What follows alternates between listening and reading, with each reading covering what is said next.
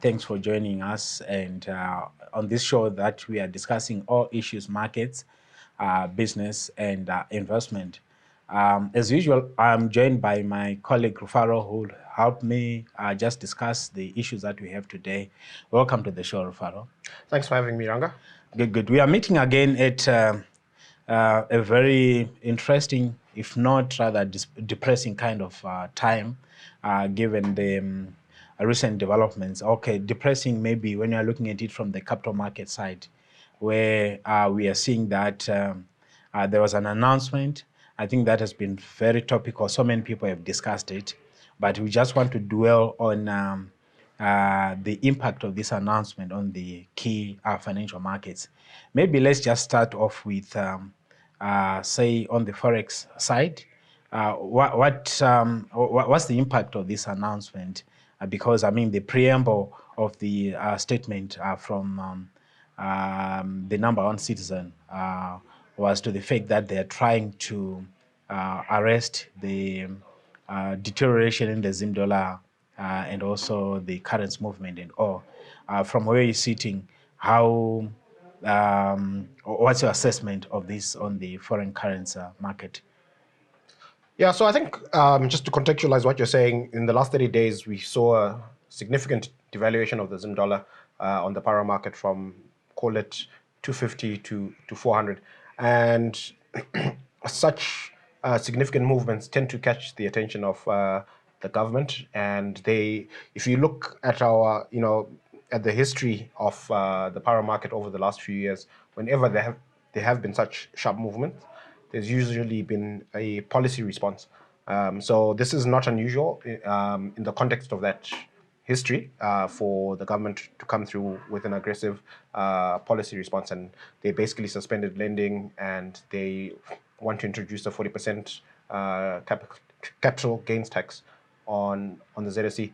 Unfortunately, I think that they will not be successful in terms of actually achieving the outcome that they're looking for, which is basically to rein in trading on the power market and to rein in the movement of the currency on the power market. Because notwithstanding the assertions government made in their pronouncement, I believe the real cause of the movement on the power market is excess liquidity that is generated through money supply growth, basically government fiscal deficits and printing. And so as long as there's this excess liquidity in the market, it's going to find a home somewhere. And actually, if you think about it in the context of the ZSE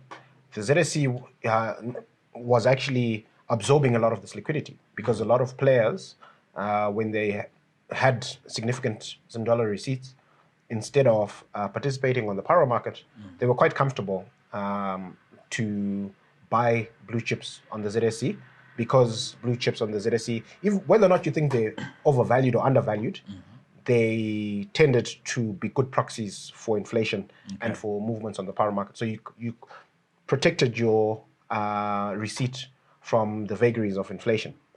Now, this regulatory intervention is going to dissuade a lot of these investors on the ZSE from parking their value there to ring-fence it against inflation. A lot of them will find the National Mattress Bank much more comforting as a place to ring-fence their value. Yeah, so just to cut you there, you've raised a very interesting issue around the source of the money that is causing havoc on the financial markets. In your view, this is actually quite obvious to everyone. And I think even in one of the policy documents, it must have been the monetary policy document, where there was mention of the fact that the funding of infrastructure project is going to have the effect of injecting some liquidity into the market. And the monetary authorities actually were saying they would then come with open market operations to try and mop up that liquidity. Maybe the question that I would ask you is, instead of maybe jumping to start accusing arbitrageurs and people who are bent on sabotaging the economy, in your view, why are we not having the discussion around the source of this money and the way we are funding our capital projects? And maybe if you were to sit with some policymakers, what kind of advice would you give them so that maybe they can achieve what they're trying to do in terms of funding their infrastructure, but in a way that doesn't cause this havoc on the financial markets, where the rate now is running hard and pretty much prices of everything is going up? So I think the motivation for this kind of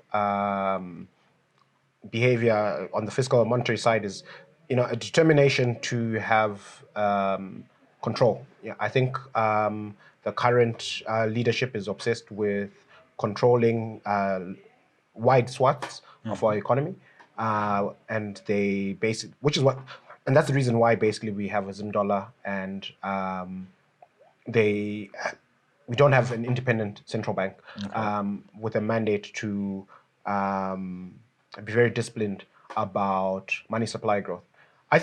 Were I to advise any of the leadership, I would make the case that we actually have the potential as a country to raise $5-10 billion quite easily in global capital markets, especially in the current environment where we are seeing record high commodity prices. Do you think there are people out there who are willing to give us money? If that is the case, how come we have not been able to do that in the last 5 to 10 years? So investors are very rational actors, and the current policy framework simply makes Zimbabwe very unattractive to foreign investors. So the official rate this week is at 170. The power market rate is more than double that at 400. So if you're sitting in Joburg or London or New York and you're thinking about making investments in these risky small frontier markets, the first thing you want to understand is when you convert your money to the local currency, are you going to get fair value? Okay. Right? So if on entry it's clear that you are leaving half of your value on the door, then it doesn't matter how exciting the projects are in that particular market. It's just too hard. It's just not worth your while. So so I think the exchange control framework is the biggest albatross on our economy, because we're simply saying no to foreign investment. So if we actually corrected that, and foreign investors felt either by free floating the local currency or by going back to a multi-currency regime, if then foreigners can then come in and get fair value when they interface with our banking system, and if they have confidence as well that they can exit on maturity of their investments, that changes the conversation. But sadly, right now, we can't have a discussion about foreigners bringing in money because nobody's interested in leaving half their money at the door. So one of the issues that keeps on coming is the issue around the policy environment. The fact that there's no consistency. Things are always changing. So if you just look at the policy document that I've alluded to, the fiscal policy and the monetary policy, there are certain pronouncements. And here we are, maybe 4 or 5 months into the year, we keep getting more pronouncement. I think pretty much every month we are seeing something that's being announced. What is really driving that inconsistency? And do you think maybe policymakers actually understand the impact that this has on investment? The fact that you can't plan, because if you are planning on the basis of maybe an announcement from the monetary policy or from the national budget statement, maybe a month into that plan, things are changing. What's your comment on the policy environment, and what do we need to do for us to? So I think the problem with our policy environment is that we are not having an honest conversation about the source of inflation and devaluation of the dollar, which is basically fiscal indiscipline. So as long as we're not addressing that, the symptoms of excess liquidity in the market are going to manifest in various ways. And if you as a policymaker are in denial about the true source of these problems, you're going to be constantly chopping and changing to deal with different problems manifesting at different times, instead of actually just dealing with the problem at its source. And one of the other challenges that it creates is that we've got a big informal sector that trades in US dollars that is hard to account for. And all this chopping and changing in the formal sector basically discourages people from doing business in the formal sector. So if a high net individual before these announcements was quite happy to park their value on ZSE, after this week's announcement, they might think differently and decide that actually the local burst is not a good option when I want to park value. And if there were other players who were in the informal sector and were thinking about expanding their business by maybe getting POS machines and opening bank accounts and doing more business through the formal banking sector, they might rethink such a move from expanding their informal business into the formal sector. So I think it's generally, in terms of the outcomes that the policymakers are looking for, which is reining in runaway inflation, reining in movement on the power market, getting the economy to move more into the formal sectors, actually the outcome is going to be the opposite. You're going to find more economic players operating outside of the formal banking system and giving the ZSE a miss because they don't trust the regulatory environment. Yes, I want you to comment about the position of the capital markets. So you keep hearing this narrative that the capital markets actually are part of the problems. They are driving the exchange rate. There's a lot of money that's coming from the capital markets that's finding its way onto the foreign exchange market. Is that true? Are there any kind of misconception, and what could be driving that? So I think narrative? I think this narrative is based on a poor understanding of how our capital markets work, because in as much as share prices can go up significantly, what equity capital markets cannot do is actually create liquidity. So if you buy shares for 10 million Zim dollars and the share prices go up and your portfolio is now worth $20 million, for you to actually sell and have $20 million in your bank account, there has to be somebody who's willing to who actually already has 20 million in their bank account to pay you for your shares. So there's no new money that's created. The money that's buying your shares was already there in the banking system. Okay. And if it's not there, then it's just a paper profit. You won't actually be able to realize 20 million if you try to sell your shares. Okay. So the equity market is not capable of credit creation or increasing liquidity. In fact, what we have done in terms of policy at the moment is that person who would otherwise have bought your portfolio for 20 million is probably now having second thoughts and thinking, you know what, I'm going to give this local burst a miss. I'm probably better off buying other things that have less regulatory risk. Okay, so maybe my last question is, so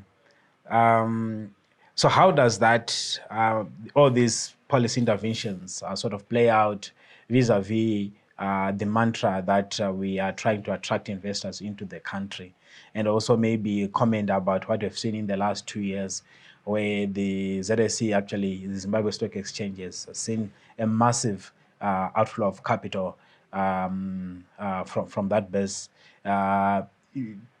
Do you think maybe there is sort of congruence in terms of the things that we are pronouncing or our aspirations with the things that we are doing on the ground?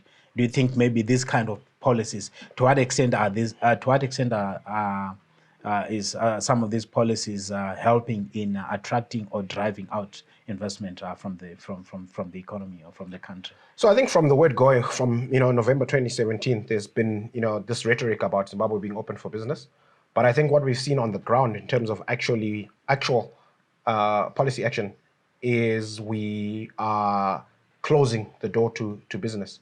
So whether it was commitment to not reintroduce a local currency until certain conditions were met, we've walked back on those commitments and reintroduced a local currency anyway. And we have taken a lot of policy action that actually makes it harder for people to do business in our country. So I think there's, and that's been the trend.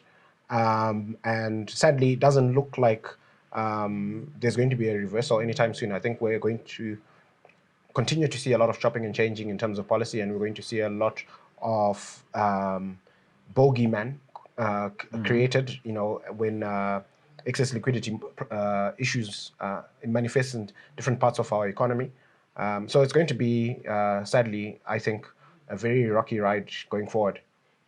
A very rocky ride going forward. I think we are already seeing it in the last 5 trading days.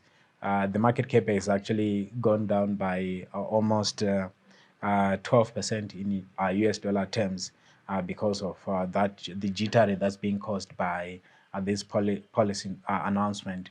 Thanks so much for watching this show. Please remember to leave your comments on our social media platforms, like our Facebook page, subscribe to our YouTube channels, and yes, let's keep investing, and let's keep talking. And we need to get your feedback. Otherwise, have a good day and bye bye for now.